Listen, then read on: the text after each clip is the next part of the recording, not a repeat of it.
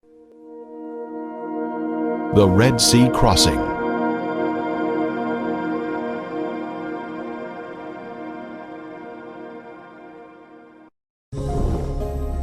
Egypt is steeped with a grand history of ancient science, technology, and beautiful structures.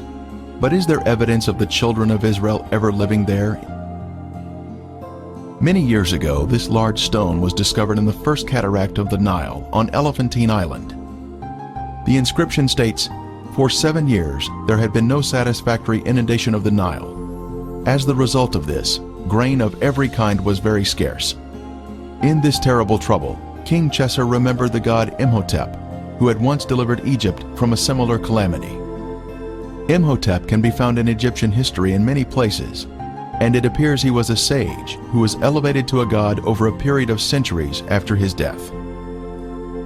Perhaps most confident was Imhotep, the architect who probably conceived of building Zoser's tomb completely from stone.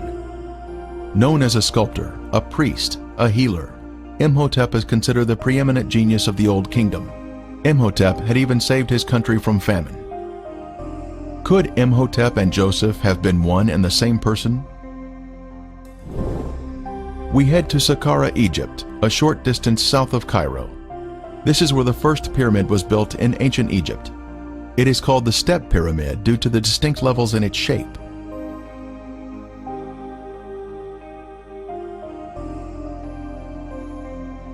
We can see where a smooth veneer layer of limestone had once been applied over the brick, creating a smooth surface, but most of it has since been removed. Here is where we find the statue of Pharaoh Zoser, under whom Imhotep served.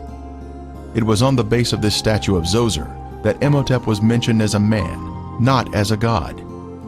He was first after the king, with his cartouche shown here.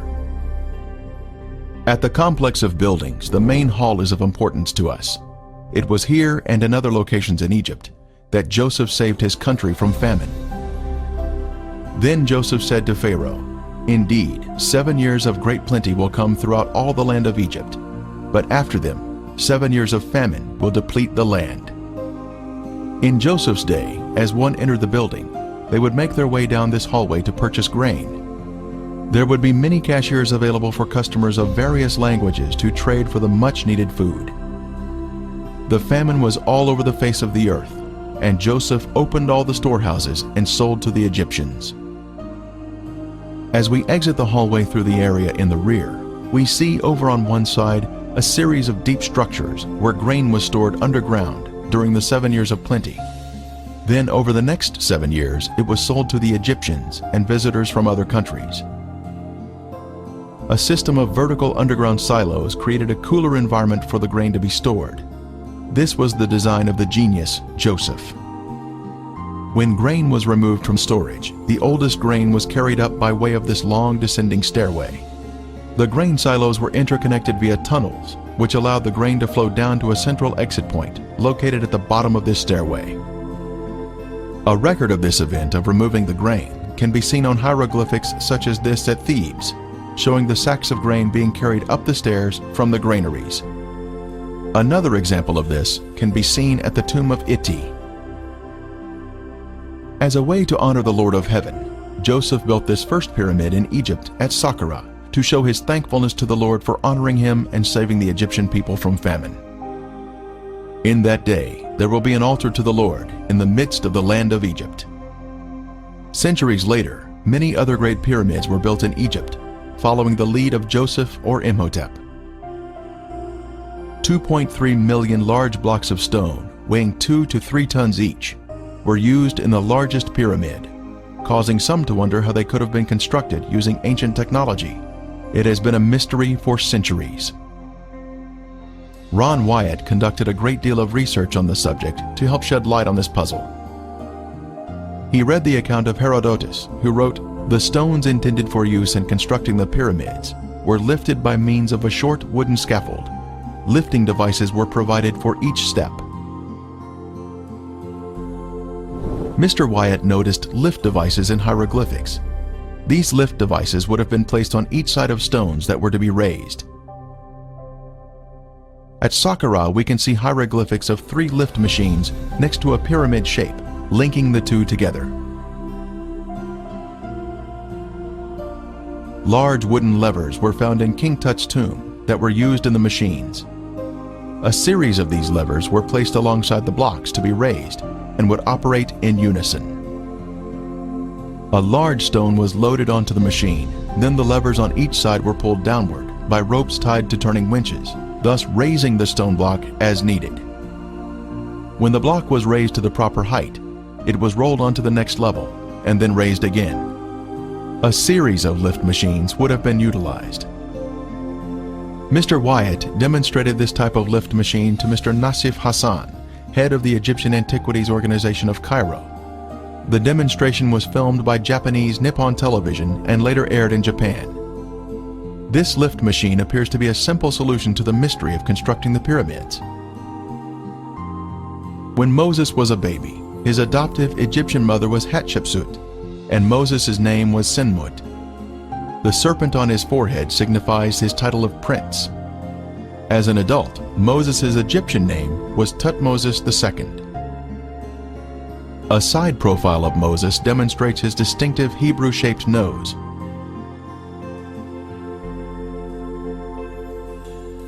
After Moses killed the Egyptian, he fled from Egypt and its territories for fear of the current Pharaoh. When Pharaoh heard of this matter, he sought to kill Moses. But Moses fled from the face of Pharaoh and dwelt in the land of Midian. Moses was married and then had a son, whose name described their foreign home. He called his name Gershom, for he said, "I have been a stranger in a foreign land." This tells us Moses was not in any area controlled by the Egyptians.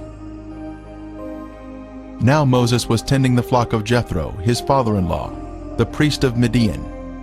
And he led the flock to the back of the desert, and came to Horeb, the mountain of God.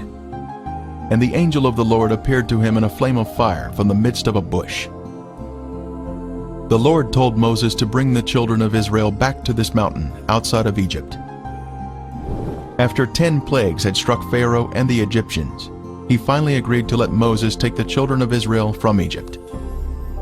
Based upon the research he conducted, Ron Wyatt believed that the Pharaoh of the Exodus was Amenhotep III. Here we see Amenhotep receiving the Ankh as a type of power and new life being infused into his body. Mr. Wyatt speculated that Amenhotep's eldest son was Tutankhamun, and that he was killed by the destroying angel in the 10th plague. Tut would have been the crown prince and co-ruler with his father at that time, in the late 18th dynasty in 1446 BC. Surprisingly, in the Biblical Archaeology Review, it stated that the majority of archaeologists do not believe in the Exodus from Egypt. Tradition has told us that the Exodus from Egypt led the children of Israel to the Sinai Peninsula, but no evidence has been found of their having been in that location for 40 years. Also, tradition has said that the children of Israel crossed the Red Sea in an area that does not match the biblical account.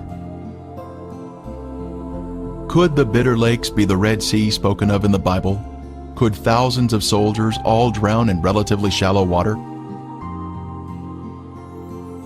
The traditional Mount Sinai, Jebel Musa, is located in the southern mountainous area of the Sinai Peninsula. This mountain was chosen by Helena, the mother of the Roman Emperor Constantine, in the 4th century. It was not chosen by any archaeological evidence at the site, but was based upon the dreams of Constantine, and subsequently chosen by Helena as Mount Sinai.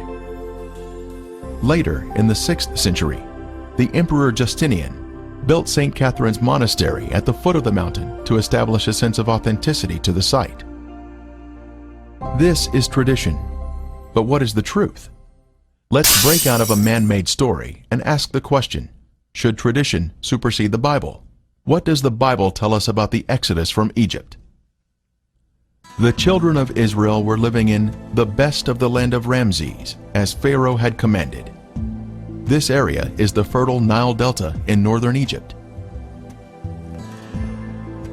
And Israel dwelt in the land of Egypt, in the country of Goshen.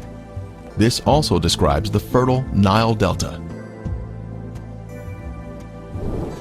The Nile Delta is shown here at the northern termination of the Nile, full of lush vegetation, in contrast to the surrounding desert. On the night of Passover, the firstborn in each Egyptian home died in the final plague. Then the children of Israel left Egypt that same day. And the children of Israel journeyed from Ramses to Succoth. On that very same day, it came to pass that all the armies of the Lord went out from the land of Egypt. On the day of Passover, the children of Israel crossed the canals of the Nile and became an organized unit at Succoth. They had left the country of Egypt proper, but they were still in territory controlled by the Egyptians. So God led the people around by way of the wilderness of the Red Sea. The wilderness of the Red Sea is what we call today the Sinai Peninsula, which is surrounded on two sides by the Red Sea. It was through the northern region of the peninsula that they traveled day and night, making their rapid escape from the hands of Pharaoh. During the day they were shaded by the pillar of cloud that would have also provided moisture for them. At night, the pillar of fire would have given them light for their journey. At Etham, they turned south and headed through the mountains in the wilderness of the Red Sea, traveling through a narrow canyon, then stopping at the Red Sea. This expanse of water is called the Gulf of Aqaba today, but in Moses' day it was called the Red Sea. King Solomon also built a fleet of ships at Ezion-Geber, which is near Elath, on the shore of the Red Sea, in the land of Edom. Ancient Elath is modern-day Eilat, Israel. Our modern Gulf of Aqaba is the ancient Red Sea, or Yam Suf. This is the beach where the children of Israel were trapped with nowhere to escape. The Egyptian army was fast approaching, and it appeared death was imminent. The children of Israel cried out, "Because there were no graves in Egypt, have you taken us away to die in the wilderness? Why have you so dealt with us to bring us out of Egypt?" The children of Israel were already out of Egypt when they were preparing to cross the Red Sea. This would exclude any crossing of the Bitter Lakes or the Gulf of Suez. It was at this site that God was preparing to demonstrate to his people a great miracle that would prove his loving care for them. This is the large beach on the Gulf of Aqaba, called Nuweiba, Egypt. This is where it appeared that the forces of darkness were about to be triumphant, but God was in control. Across the Gulf is the land of Midian and the holy mountain of God.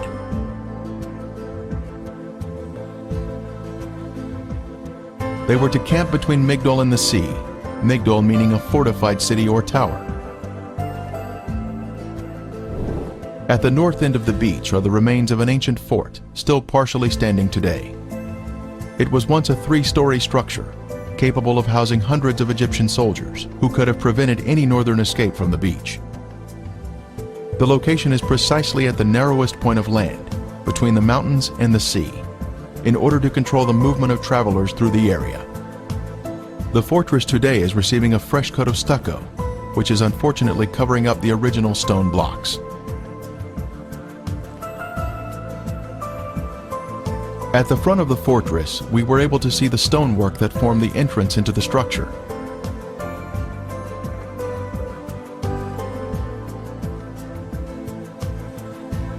In the middle of the courtyard, we can see an ancient well that would have supplied the fresh water for the many Egyptian soldiers that were housed here. Outside, we can see how tall the structure had been in its former days, a full 3 stories in height.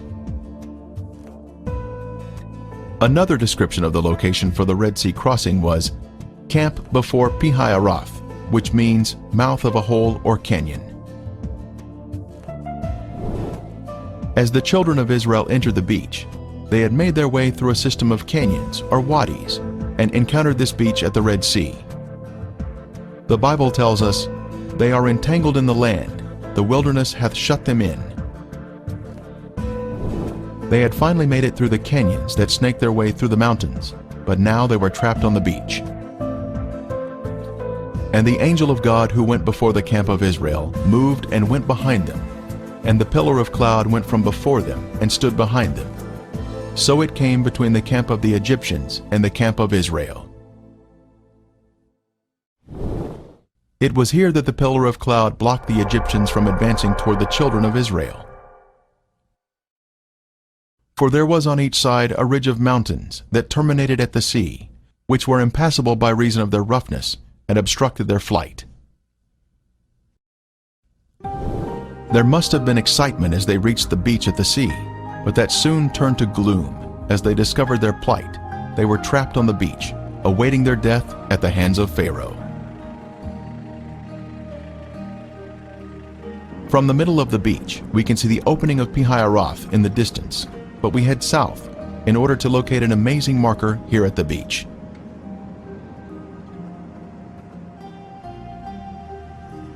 Near the road, we see this large pillar, which was found by Ron Wyatta in 1978 during his first visit to this beach. It had fallen down and was lying in the edge of the water, but today it is about 500 feet from the sea and has been set in concrete.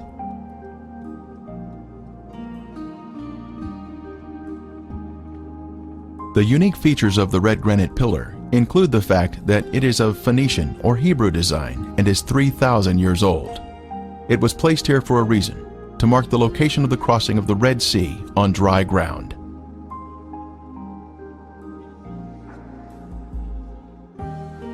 This pillar is even mentioned in the Bible, a pillar to the Lord at Egypt's border. At the south end of the beach is where we can see the pillar. A matching column on the other side of the Gulf in Saudi Arabia was found by Ron Wyatta in 1984 and was shown to Saudi authorities.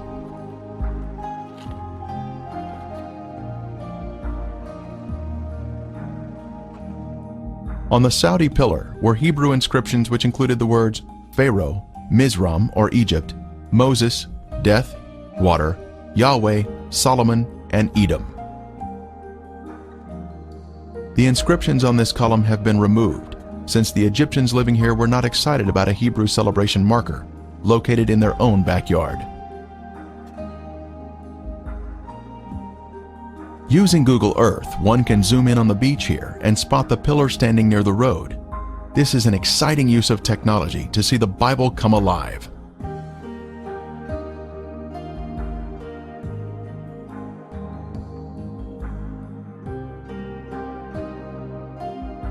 The pillar stands here today as a testimony of truth, marking the location of the Red Sea crossing. From here, we can see the water that presented itself as an obstacle to the children of Israel.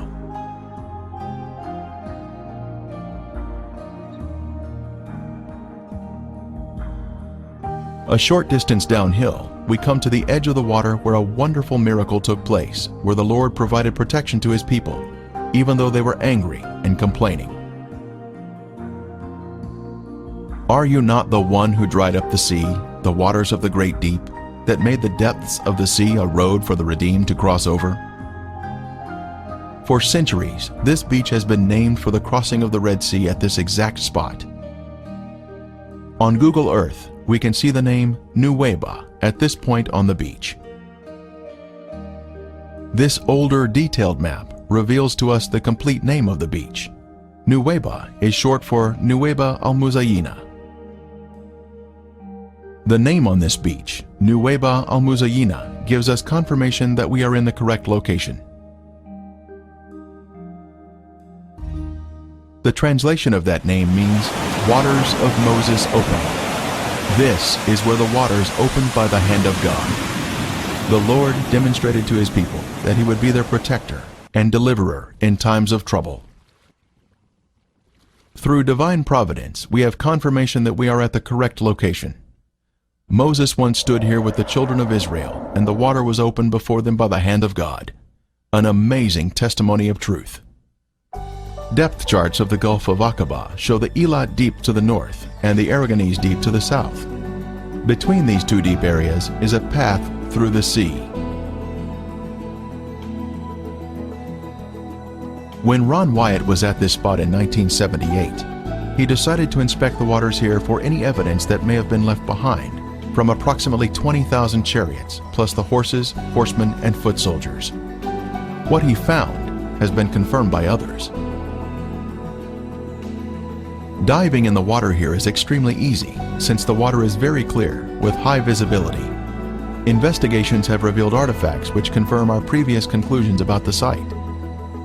The seafloor is smooth and contains gradual contours. Our first artifact to inspect is this chariot wheel that still has 3 of its 4 spokes, plus the hub is extending upward. We see 90-degree angles here, which are a sign of man-made structure. The Lord looked down upon the army of the Egyptians, and he took off their chariot wheels.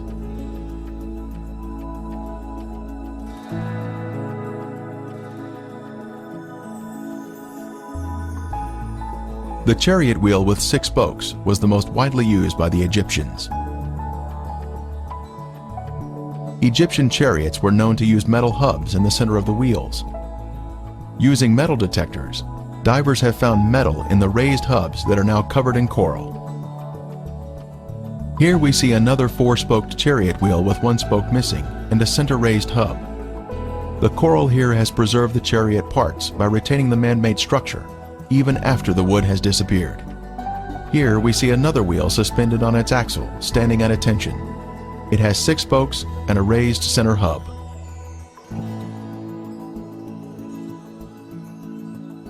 Ron Wyatta made many dives here and located many artifacts. This could have once been a chariot cab. This appears to be another round chariot wheel.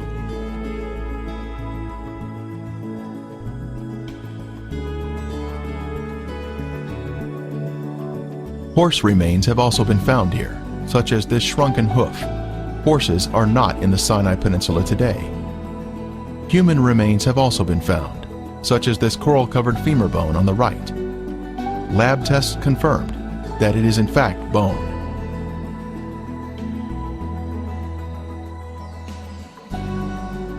Other bones have also been found. A cross-section reveals the bone inside the coral.